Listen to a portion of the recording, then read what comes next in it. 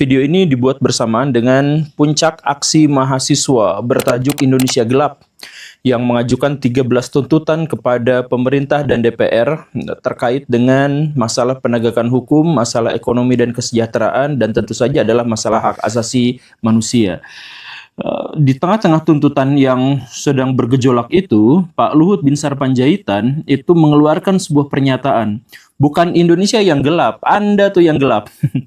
Ya. Jadi kalau ada yang bilang itu Indonesia gelap, yang gelap kau bukan Indonesia. Pak Luhut, saya percaya bahwa beliau adalah seorang yang sangat nasionalis dan beliau adalah seorang pejabat yang sangat taktis. Ya, tapi harus dijelaskan juga kenapa sih Indonesia harus disebut sebagai Indonesia gelap. Jadi begini Baraya, kita langsung analisis ya. Dari 13 tuntutan mahasiswa itu semuanya gelap. Kita lihat salah satu yang gelap aja, poin nomor 9.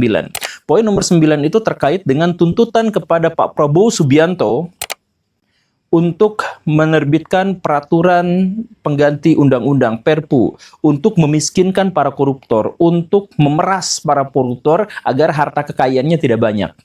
Ya, tapi sampai sejauh ini itu masih gelap, tidak diketahui apakah tuntutan ini bisa diwujudkan atau tidak.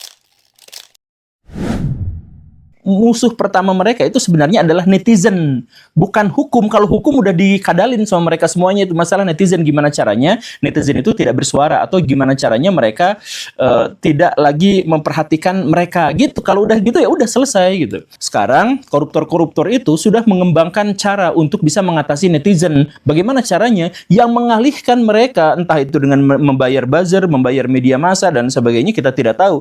Jadi misalkan kasus Pak Harvey Muiz, dia itu diduga merugikan negara 300 triliun rupiah. Wow, fantastis banget kan? Nah, tapi yang menjadi sorotan netizen ya cuma dia.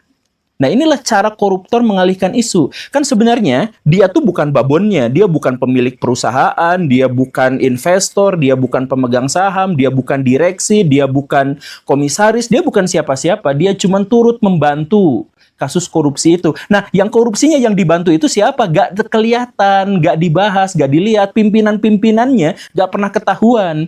Ini sama seperti kasus, mohon maaf ya, Meikarta. Meikarta itu sudah ketahuan menyuap. Itu ketahuan ya, sudah pengadilannya udah mengatakan seperti itu. Tapi yang ditangkap itu bukan pimpinan-pimpinannya, yang ditangkap itu kroco-kroconya. Nah, ya saya juga nggak tahu pimpinannya itu terlibat atau enggak ya, tapi mungkin nggak terlibat gitu ya.